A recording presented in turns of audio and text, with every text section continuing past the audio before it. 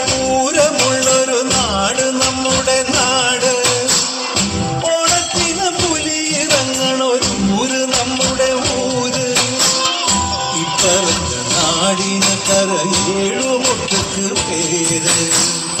കാണണമെങ്കിൽ കാണണം ശിവപേരൂര്.